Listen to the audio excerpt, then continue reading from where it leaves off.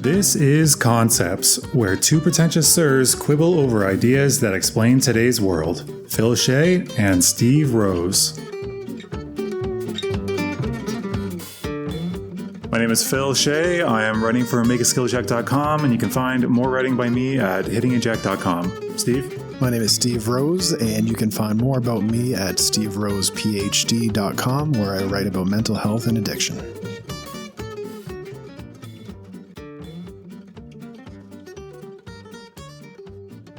Welcome to Pros and Concepts. Welcome. I was thinking about doing a different cadence for that, but then I end up just going to do a late night DJ, bad late night DJ. So, I like it. Steve, what's been going on these days? I don't know. You've been missing, apparently. You're always traveling around, going somewhere. Yeah, I got to get to the big city, big old Toronto. But the way we say it, don't say that last T, although it comes and goes. So I've been going back and forth there, finding places to live. Although they say not to say where you're living on the air, because then people are more likely to find you.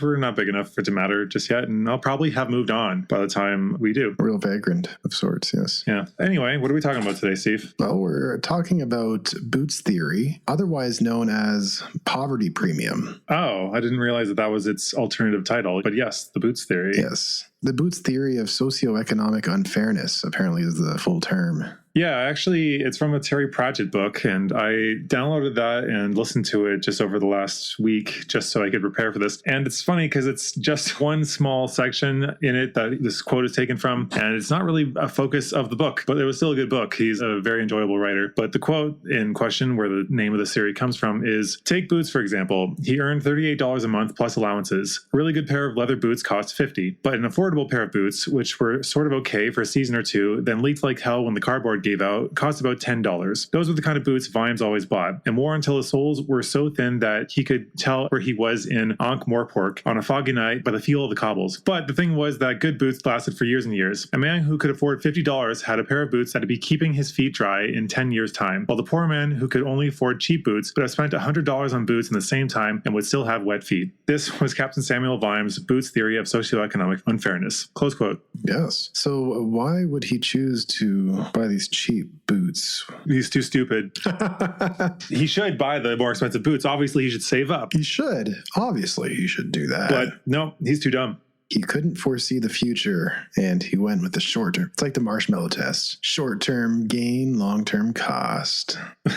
Yeah, that's true. It's his lack of willpower, isn't it? Yeah, clearly more than his month's salary for a pair of boots. He should have just given up, just not worn boots or bought anything that entire month plus like half a month to afford the good boots. That's what he should have done. Yeah. The thing is, like, okay, we're dropping the facetiousness. This is exactly the kind of way that the more affluent do think about stuff. Like, they think that the poor too stupid to do this, and it's like, this is just one thing he's giving as an example, which is boots. He also has to wear clothes and like have other things that he needs to live his daily life, including food. And you're like, yeah, cheap food makes you less healthy over the long run, which will cost you more in terms of healthcare, but you're just too stupid to eat well, right? That's why. Right. Yeah. So this whole concept is used to explain why being poor is very expensive, and how it's very much unfair that being poor is very expensive. Well, yeah, I mean, it's the Matthew principle, basically. The rich get richer. Right. Except for the other side of that. Yeah. And it's just more expensive to be poor, basically. Yeah. So I came across an example elsewhere. I actually asked ChatGPT to give examples just to see what it came up with. I haven't looked at them yet. But one of the classic examples is the task of doing laundry. Wealthy people can afford high-efficiency modern machines and bulk-purchased good-quality laundry detergent. But if you're poor, you have to go to the laundromat and you have to like spend your time there. You can't really get into any big activity depending on what your work is, I guess. It's not exactly the safest place to be doing work. You have to pay for the machines, like jacked up rate, and you have to pay probably for smaller purchases because you're going to lug this back and forth. And so you're paying not only the extra cost on all these things, because each of those things costs more per use every time you use it, but it also costs you in time. So like, I think you mentioned off air something about, or maybe you didn't. It was just people keep saying like pay with time or pay with money. And it's often you have to pay with both. It's time and money. Yes, I actually did say that. Oh, yes. Well, good for you. you. Do you have anything to add to this? I said it's expensive to be poor, not just in money, but in time.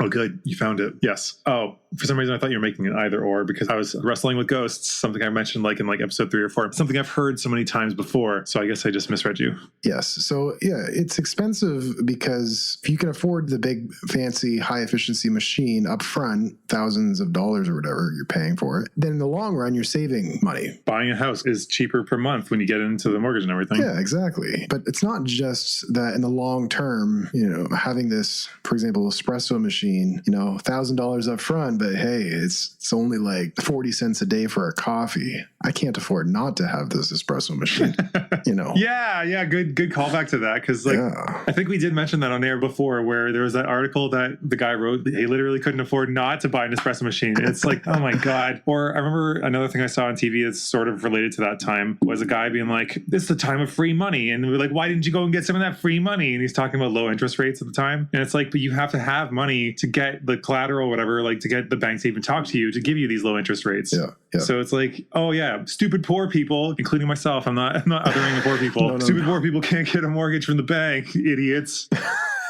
Yeah. We had a little debate about the espresso machine about a month ago where I was actually tallying up the cost of my daily coffee. Wait, a debate with who? Me? Yeah. I was doing the math. And my coffee is about 40 cents a day. Oh, so that was an actual number that you weren't just pulling that out of there. No, I actually bought it and I calculated it. And that's not just like a small coffee. That's like 2 double espresso lattes. The amount of coffee you'd be drinking in an entire day, you mean? Like your normal amount? My normal it's 40 daily cents. consumption would be 2 double espressos. And so it'd be 40 cents. Yes. Oh, you've really cut back on your coffee consumption. 2 double espressos? You used to drink a liter of coffee a day or more. Didn't you think you were cutting back when you were drinking just a liter? No, a liter French press is equivalent in caffeine to 2 double espressos, roughly. Oh, I didn't realize. I don't know the numbers to that. I just know the experience that I'm not withdrawing. Oh, well, then I can sure. I can substitute each and I don't get a withdrawal. So I was saying I can't afford not to have this machine. Look at those people going to Tim Hortons every day and buying their shitty coffee. couple dollars.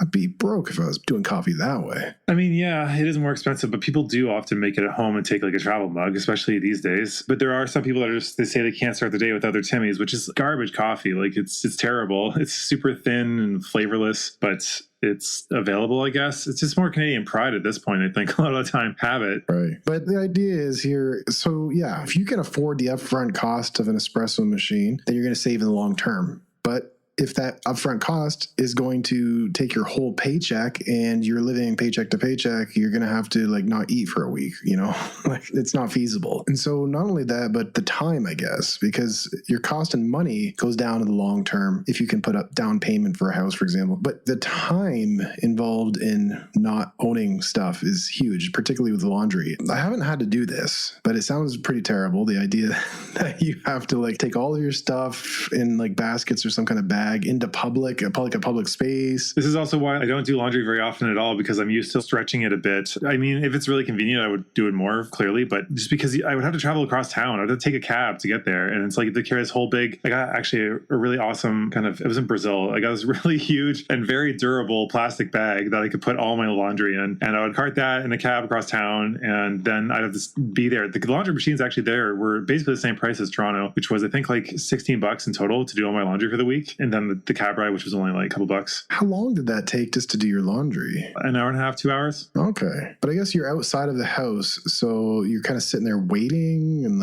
I mean, it depends on how much you trust the area, because then you can walk away and go somewhere else, go to a cafe and do work, I guess, from your laptop, if you're able to do that. Yeah. Otherwise, if you can't do that, then you're basically just going to have to waste time. But I guess sometimes laundromats will have Wi-Fi, but not often places to actually work, because most of the space is obviously occupied by machines. So it's hard to work in them. And if you don't trust the area, somebody might take your clothes, which, I mean, you have to be a pretty bad area for that. But in Fight Club, they do that in the movie. He's following Marla and they're splitting up the different groups that they're going to go to. She's stealing jeans from laundromat machines and going across the street to a pawn shop and pawns them in the middle of that conversation. So it's a thing that I guess it has representation, although it's never happened to me. Right. So we talked about the cost, the actual monetary cost of not having a bunch of money, the time cost of not having a bunch of money. But there's actual research on other costs, and that's cognitive costs, the costs actually on on your brain. Like, not just emotional in terms of stress, but in terms of your ability to think about other things is interfered with by having to worry about day-to-day keeping it together. I mean, obviously having too many things juggling in your head and not being able to focus on any given one is going to make it so your cognitive load is higher, right? I think that actually is the term. Right. So you're going to constantly have less resources to focus on these other things. And go on with the study that I know you're supposed to introduce. I still think it's kind of patronizing, even after we've discussed it, but go ahead. Yeah, there's an actual study on this. It's called Poverty Impedes Cognitive Function. And where was it published? Science. Oh, it's a pretty good journal. Yeah, Science. Okay. August 2013. And it's actually linked to on Harvard. I mean, I should say one of the best journals, I believe. I think it's Science and Nature are the two most famous and best ones, if I remember correctly. Yeah. So apparently, it's published in Science. So the findings, what they did was they studied farmers. And they did a Stroop test to measure their cognitive performance. So Stroop test, just to clarify, do you want me to do it or you do it? Yeah, you can do it. Stroop test is they have the word written down like BLUE, but the letters are written in red. And so you have to say the color of the text, but not what the word says. So the word says blue, but you have to say red. Personally, I mean, my interpretation of that test is that it's kind of like your ability to suppress the one drive. So it's kind of like the marshmallow test in that it requires willpower to delay for a second and not say that. But I think it's also measured in time, right? So that's how they're measuring cognitive load. If it takes you longer to say the correct thing, then it took you longer to process that. And if they measure that, I think they have measured that under different conditions where like you have too many things to remember. Even just one thing probably slows you down enough. Anyway, that's a Stroop test. Yeah. So they gave this test to this group of farmers before the harvest and after their harvest. They did it before the harvest because that represents the time where they have the least money, so most poverty, and after the harvest where there's a large influx of funds, so the least poverty in their situation. And it shows that the post-harvest Stroop tests were much better. So they were actually functioning much better in terms of their cognitive capacities versus at that time when they were in relative poverty in comparison. There's another experiment they did where they induced thoughts about finances, pretty much reminding somebody about their finances, I guess. Yeah, it's like the stereotype threat. It's the same kind of experiment, but that's something else. Yeah, so they induced thoughts about finances and found that this reduces cognitive performance among poor but not in well-off participants. Wait, say that again? In poor but not well-off? Isn't that the same thing? So that the poor participants, when they induced a thought about, oh, those bills coming up, you're going to have to pay them soon, and then they had them do the cognitive test. It might actually be something more subtle because, like, okay, so I mentioned stereotype threat. It's basically the same kind of priming. This is all priming. We should actually probably do an episode on that at some point. But stereotype threat, they would say, for instance, women, the stereotype is them being bad at math. And so then for a math test, they would just have them come in, different groups, men and women, do the math test without any priming to remember their gender and see how they did. And then they would have a second group come in of men and women, and they would have them fill out like name, gender, age, but the gender would be in there kind of nested possibly to make it a little less obvious, but remind them in some form, hey, remember this stereotype that's associated with that group that you were part of? Here's this thing. So I think for that, they could just ask them, what's your financial situation like? They don't have to say, just remind them of, make them think thoughts about money, or like, there's a situation of this person has his money and he has to do this thing. Like even just this like little story could do it. I actually found the methods and it was quite simple. They said induce richer and poorer participants to think about everyday financial demands. So it's just, they said, just think about your everyday financial demands. Or maybe more colloquially, name some things that you have to buy on a daily basis. There we go. That's a nice way to put it. So, okay, they did that and then they performed worse when the people were either not well off or poor, you said? You mentioned not well off. So just like we're talking like average people then. The numbers are not here in terms of exactly what their incomes were. No, but I mean, if we're saying not well off, that sounds like average. So like, well, I don't know, fine, 50% or below? Who knows? They use the words richer and poorer. So I don't know what the actual incomes of these participants are. All right. Well, no need to speculate further into the research then, because it's probably not a 1-to-1 ratio. But basically, yeah, okay. So this particular example, obviously, that makes them start worrying about the stressors in their life. Because when you're poor, like they say money doesn't buy happiness, but like you need to at least get rid of stressors and basic needs met without having to constantly worry that you're going deeper into debt. Like I've read about stories, like even today, I read about a story of a person online, which maybe this is availability bias, like maybe it's not this common, but in the US, it seems like it's relatively common for people to be paying, I think they said they're paying like $500 US a month almost for years. And they have only paid off like $900 of their debt and they're still like $60,000 in debt or something. How is that possible? Because they're just paying off the interest. They're not paying off the principal, like barely any of the principal. So because the interest rate and the amount amount, it's just too much to keep up on. And it's ridiculous. Like, it's just absurd. I want to talk about like that sort of thing. Like, if you're a rich person going to school, then you just pay it all off. It's done. There's no interest. But then if you're an average person or below, then you're going to end up in this situation, or no education at all. Or in the very worst possible combination, you would go not finish your degree, get saddled with debt, and then not also get the earning power. We hear a lot about that these days. It happens quite a bit. Does it? I have some friends that had that happen, but I don't know what you mean these days. Well, people going to university, getting saddled with debt, and not being able to find a job. Yeah, okay. Yeah, like that. I thought you meant like specifically the ones that don't finish and don't get a degree. Oh, no. Okay. Yeah. That's a thing. Like, I mean, myself included, like there's a number of things we could talk about in terms of why that may be. There's that guy I sent you that was the HR guy talking about one practice they do is called like pipelining. So they just put a posting up, they get a bunch of people to apply to it, and they have no intention of hiring right now or anytime soon. But when they do want to hire in 6 months, 12 months, then they have this whole list of qualified candidates that they're like, okay, now let's go through these people. We got this ready, which it seems like a waste of resources to me, because it's like, do you really think those leads are going to be all that valuable in 6 months? Like, you think you're that good that like you're going to offer this amazing deal that they're going to just come from wherever they are? They must have moved on by that point, or at least you would hope. If they didn't, then you're pulling from a pool of people who are less employable for some reason. Yeah, it's not. Or unless like they just keep getting sucked into these things. Or there's other things like that HR professionals apparently are keeping job postings up because management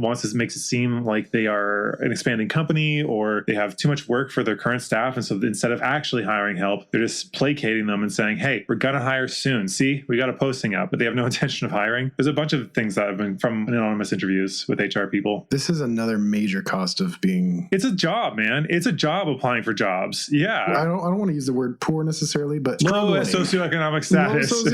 In the psychology terms, poor is low SES. That's how we would talk about it there. Unemployed is another variant of this, because you could be poor and employed. Yeah, underemployed, I guess you could say. Or underpaid. Yeah, you're underemployed or unemployed version of broke. This is a major time and mental cost is applying to jobs. It's a part-time job just to apply to jobs. It's a full-time job. It's a lot of work to do it, and you don't get much back, honestly. It's not just me, I found out, because like I thought it was like uniquely my problem somehow, but it seems like I'm talking to other people who are even more qualified, and in the startup sector with tech and stuff, they've done a lot of interesting jobs and like have varied experience, and they should be hireable. I had basically the same experience of me applying to tons of stuff and basically hearing either nothing or rejection. Yeah, you've been telling me your experience of applying to various jobs, particularly one that's taking a long time because it's government related, but it's like all these hoops you have to jump through, and like many of them in the past you would like be doing free work for them. They say it's an interview, but you're doing like pretty much unpaid work. Oh yeah, and I had one that actually made me train myself. We have laws here that you're supposed to get paid for training, and I had to do like a 50-page really meticulous self-training through a 50-page PDF that I had to read myself and then do the job for them. And then I got that, but then they didn't contact me for 6 months, and I forgot it, and I didn't want to retrain myself, and so that just kind of fell through because I'm not doing more free work for you. No. So yeah, that was for a minute keeping job. You had to train yourself in the application before they even offered you the job.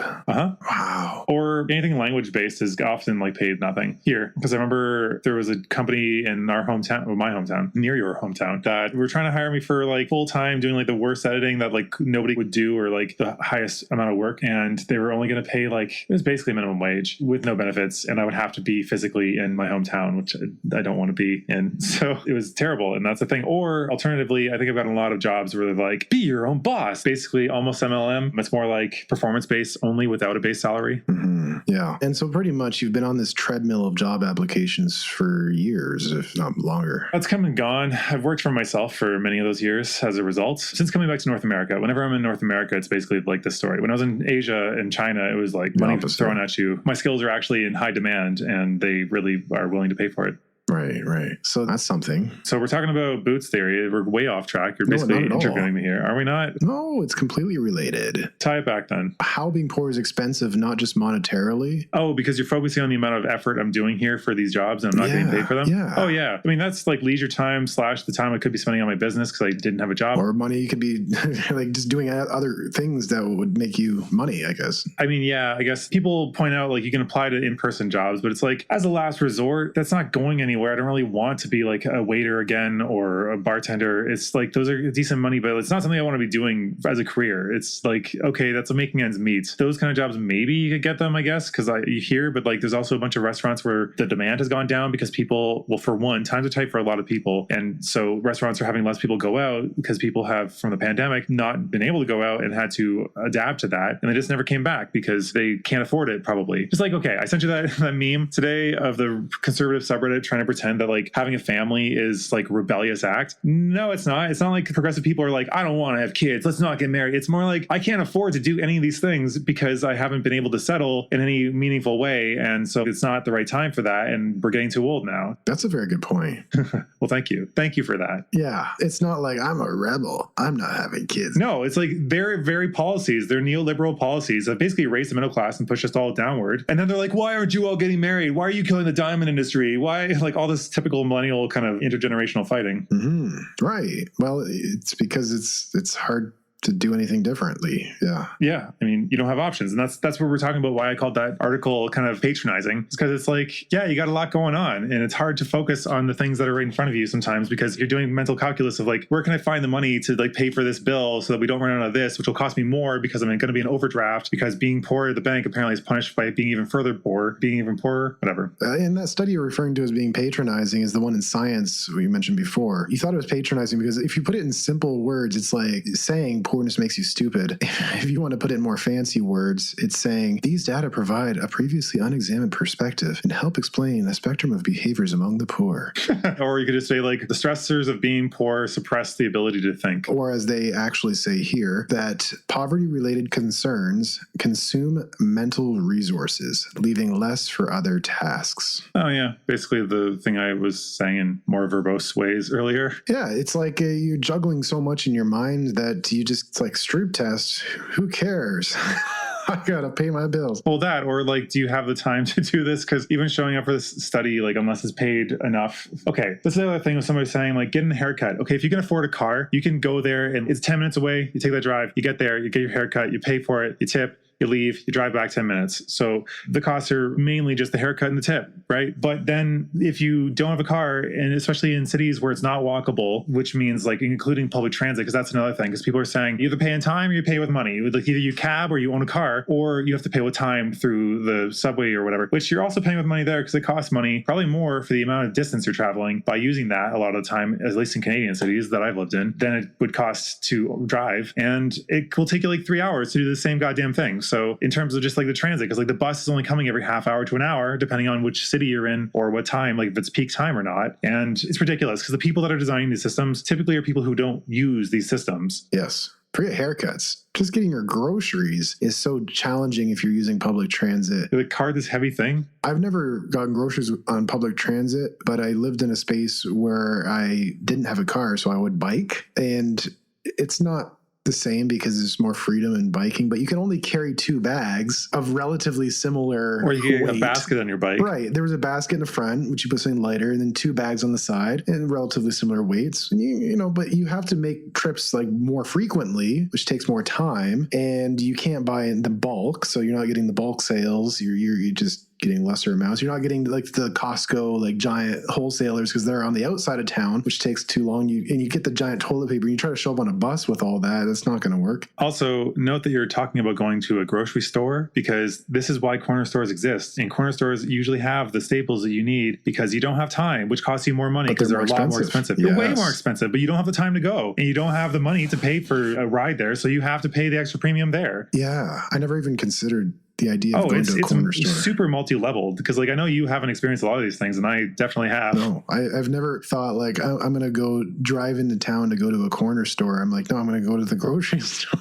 Like, yeah, no, like people, you have like it's right there, or you can like because like I don't know, maybe the streetcar if you have access to that in Toronto, it may be there or maybe not be running anymore, I guess. But in Toronto, it's one of the better cities and it's still not good. And Waterloo, I know Ontario, it was pretty expensive if you weren't a student, and if you were trying to get there, I think at the peak times, it was like once every half hour. I don't know about now. I know they have a light rail that was put into there, but yeah, it was pretty bad. This was before this, when I was in university, they didn't have like the smartphone app where you could track when the next bus would come. For like in Toronto, you can use apps. You can look up the nearby stops for the buses and it'll tell you approximately 5 minutes. It might be like a minute early, but usually pretty on for that. So you can time it well, because if you missed it back in my university days, it'd be 30 to 60 minutes and you're probably going to be late for whatever it is you're going to. Oh, so annoying. Yeah, because then you're like, oh, well, I guess I'm walking because I don't like it's going to be faster than having to take the bus in the rain. Yeah. So annoying. And so that's another cost there. Well, yeah. There's a lot of like transportation is a big thing. That's why walkable cities is like, it's so stupid that the right is pushing against that, because right-wing America is actually like in decline, I think. And that's why they're fighting so much, because we're talking about even like maybe Canada, like the smaller cities don't have as much population and they don't have that many votes. That means the more free market it is, the less they'll be catered to, because you're not going to have an airline going there. Why would they? There's nobody there. If you have a government subsidy bringing them there, which requires a government intervention, then you might actually get like a connection. But I was reading about, I don't remember which city it was or even which state. I think it was a Florida state, a small town that used to be a place that would have connecting flights. They stopped all connections because there's not enough people there and the government wasn't subsidizing it anymore. So they're like, oh, if they want, I think I said this to you, if they want small right-wing America to thrive, they got to invest in it. And it's like, you think they give a shit about you? They don't care. Like, they want money. So they're going to cater to where everyone is, which is cities, which tend to be left. Right. Yeah, there's some overlap with our concept of third places. Do tie that in. Because if we were to have more walkable, I guess the 15-minute city is the idea, then, you wouldn't need a car to, go all the way out to the mega store. You could just go to the corner store. And ideally, there'd be enough of these that it would be reasonable prices rather than like the situation right now, how it's a premium. Right. No, that's exactly what my point was basically for right-wing America. If you want more community, you have more of these sorts of things where you keep money in the community. It's more walkable, but that means like it's not an open air prison Stalinist thing that you can leave your 15-minute bubble. It's that you are not required to have your basic necessities and essentials met. Right. Yeah. And especially with telecommuting now, like that could be anywhere in the city now. Like you don't have to worry about commuting. I think that should be codified to some degree, the ability to do that. But they're so frightened right now of like the downtown becoming derelict, and a lot of the money is tied up there by a lot of rich people. So those people are really pushing to bring people back because they don't want to have that investment go to waste, which maybe as a society, we've moved past having to have like one centralized business downtown, and we can disperse it a bit more. Yeah. Was it Industry 4.0? I was reading about in one of the articles I was editing, is the fourth industrial revolution is what they're calling this currently. Oh, interesting. 4.0 rather. Not familiar. That's another one I was actually thinking we could talk about too, because it's talking about Internet of Things and remote work and augmented reality, big data, autonomous robotics and stuff like that, cloud computing, cybersecurity, system integration. It's a lot of stuff that it's kind of nascent, but like as it spreads, it's going to be huge and it's going to disrupt a lot. So yeah. This is a pretty light concept, honestly, in terms of like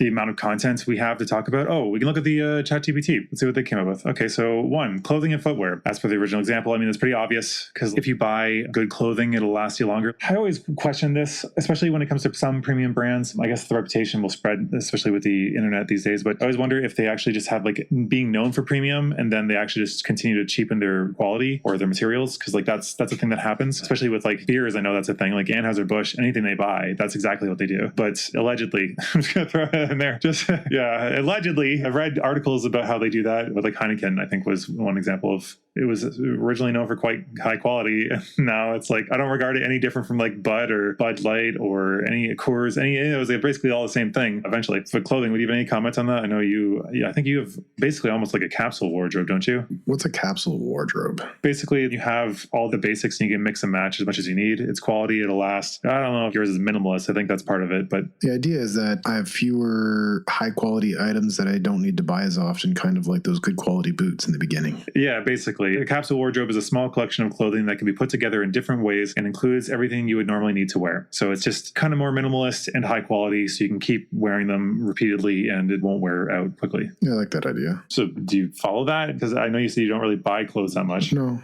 I get a lot of t-shirts. For some reason, even if you get the high quality ones, they don't last. Cotton t-shirts, It's just cotton. I don't know. I feel like just t-shirts or whatever, those don't really matter that much. I know you have YouTube Premium, but YouTube these days has been pushing a lot of t-shirts to the male demographic, it seems. Yeah, there's a ton of those right now. Yep. Two, technology. Oh yeah, one person I watched on YouTube, this was basically the only article they had on YouTube. She was talking about how she bought a laptop. They don't last that long, but they're like $300 for YouTube. It's not a cheap expense, but it's a cheap laptop. For a laptop? Well, just $300 just has like a random thing you're buying that you have to have, because like quality laptop's going to be probably closer to $1,000. Right, $300 is low end. Yeah, and I think you can get some for like $150, but you're going to probably keep burning through them. And you're going to be sacrificing your processing speed, and that's another cost. All the capabilities. I mean, because like processing is not a huge deal if you're doing word processing, but it might have like a cheaper Wi-Fi capability that would limit the speed at which internet could go at. Yeah, and you're like dealing with the glitching and like getting frustrated and like trying to work. Cheaper web camera, all those things can probably affect your job. Right.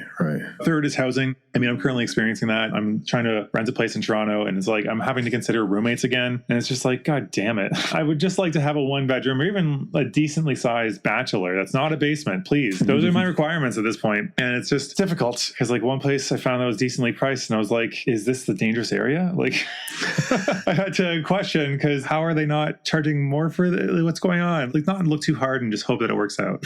Yeah. You're going to move there? No, it seems like somebody else is probably going to get it, but there's a number of us probably competing for it at that price, I can imagine. Right. And I have not had my current job long enough for it to be reliable enough. That's the thing. Because like right now they're okay. You know what they ask for too? They need to have, this is light, I think, because usually I think they ask for 3, but this guy asked for 2 months pay stubs to see that I have a job and a letter of employment to prove that I have a job. So how much I'm making, they know. And whether I have a job, they now know. And my credit check. That's normal. Apparently. It shouldn't be. We're renting a fucking apartment.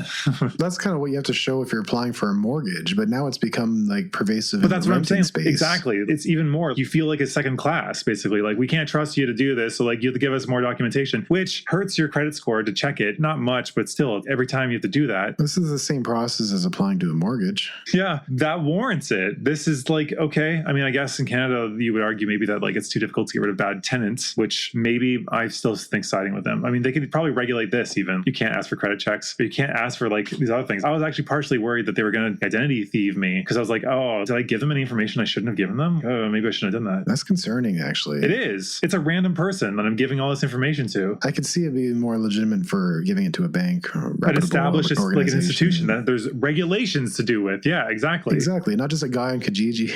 Like, yeah, exactly. Here's my whole credit history. Kijiji, by the way, is kind of like Craigslist, but like Canadian. Okay. They don't have it in the US? It's only Kijiji.ca. Oh. Kijiji. And in Australia, it was called Gumtree.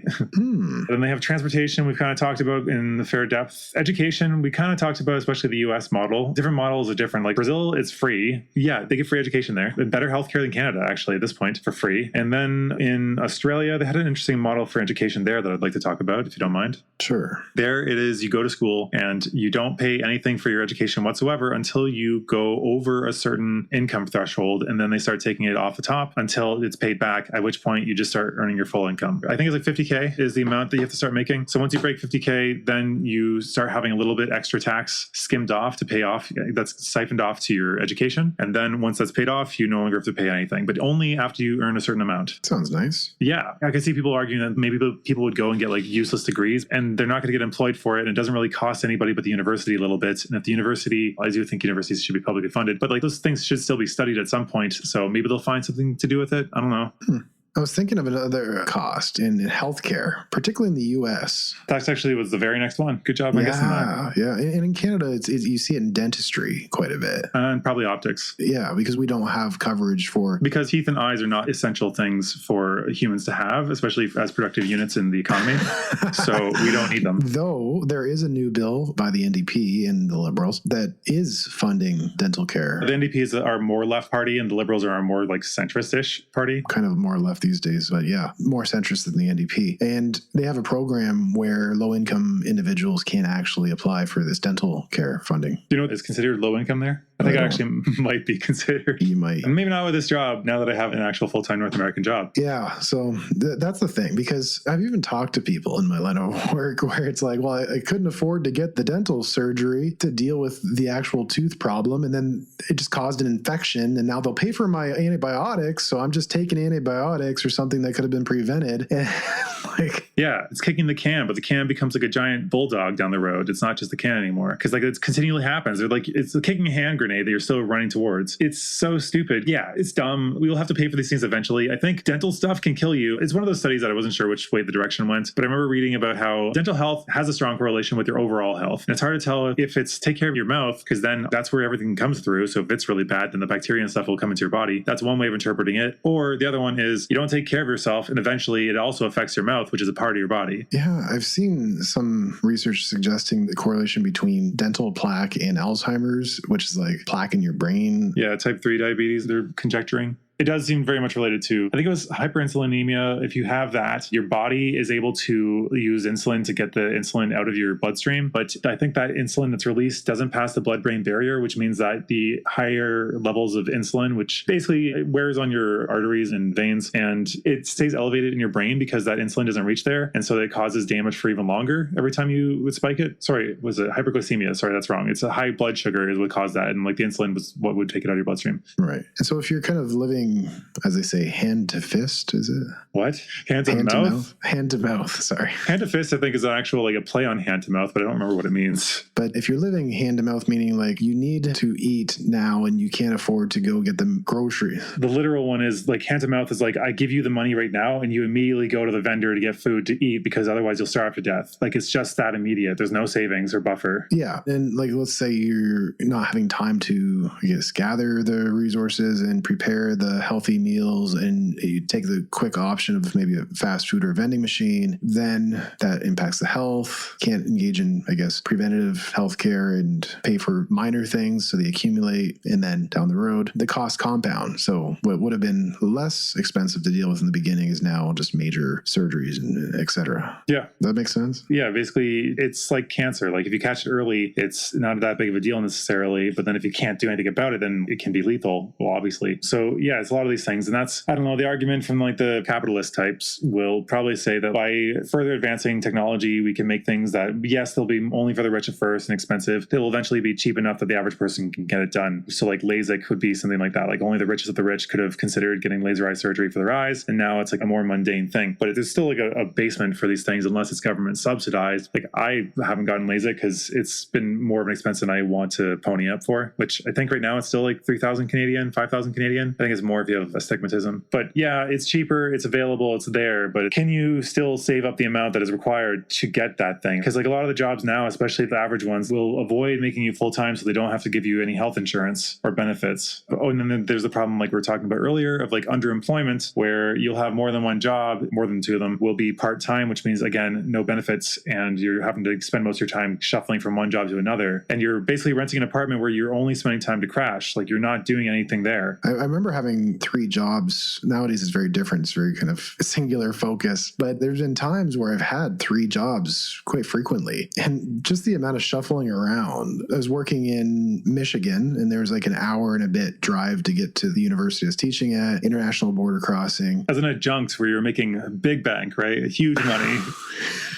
Adjunct profs don't make shit, I don't think. Yeah. Adjunct professors are making like almost nothing. And so I would teach 2 days a week there. I would be working at 2 other places. And so you'd have to bring like a change of clothes. You're just shuffling all over the place. I had this big cooler full of food that I would have. I would have like my change of clothes all stacked, like 3 different sets for different things I was doing. And you're going to the washrooms and changing your shoes in the stall and everything. It's like, it's just all this like hassle that you're just kind of not being paid for. So yeah. And just like right now, my job is trying to get us to go back in office. I'm an editor. I keep dancing around it. I'm editing full time now, editing articles that are going to be published to science journals. So I'm at least getting some information that way. But a lot of them are so technical that they're just jargon nonsense to me. But some of it's kind of interesting. But right now I'm being paid like this amount of money and I have to work 8 hours. But then they're going to make us go back in office, which means I have to be both in the city, where that means now way higher rent. Yeah, have to pay a lot more rents to be in the city. And then also I'll have to commit more time too, because that means minimum I'll have to drive, if I keep my car, at least a half hour to get to and from. So it's an extra hour, 9 hours for the same amount of pay as opposed to the 8 now. Plus the gas. And the parking. Well, and yeah, I was going to say, like, and then that's not even counting the cost of the insurance or having the car, like maintenance and all the basic costs there. And then it'll probably actually take longer than that, because if I take the transit, it'll take like an hour. So it's just like, great, the same job, but now I make way less money. Awesome. What a great deal. This is definitely going to help my morale because I get to see my coworkers. That's going to really put a smile on my face when I have to get up an hour earlier every day. Right. If you didn't like the job already, you definitely won't in the future. I mean, the job itself is fine enough, but it's just like, God, really? Yeah, that definitely will kill any motivation. I mean, sure, maybe like you'll have like an office romance like this. That's the best case scenario. So like make it like, so you're actually interested in going to work. Like, I don't understand. Right. Outside that, it's like, oh God, please. Like, I can be friends with them online. It's fine. Oh, that's funny. Because it's like a purely independent job, right? Like, I don't need anybody else other than be like, hey, in this particular very minute circumstance, would I do this or this? That's basically it. And that's a text. Oh, imagine all the water cooler gossip you're missing out on right now. God, that is something I really don't want. There's that one joke meme where they're like, the people that are really fighting to go back into office are the reason that the rest of us don't want to go back. Yeah, exactly. So that's a good enough place to stop. So anyway, basically our thing is the Matthew principle for economics. It's more expensive to be poor. That's the takeaway from this one. Yes, that's the takeaway. It is not a lucrative endeavor. No, it's definitely not. Unless you're a beggar. Apparently they make some decent money if you're in a very high population area. Seriously, I got told by the people I worked with. I don't doubt it. They were telling me, they would rub it in my face being like, we make more than you by begging on the street over there than you are at this job, I bet. And I was like, good for you. Like, I'm not going to do that. But maybe then the police will clear you off, and then you have to have like a certain vibe or else people won't give it, because you look too like clean, then people aren't going to give you money either. Right. You have to really change your lifestyle quite a bit. Yeah. You have to dress up. Give money to those people because they're probably not doing that. They're probably in need. No, exactly. Yeah.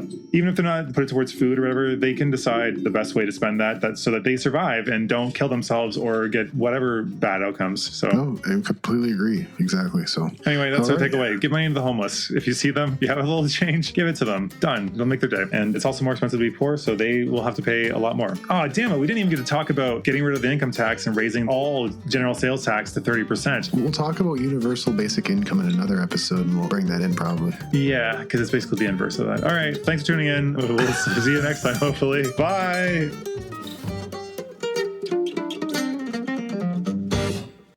Didn't seem like the time to do it.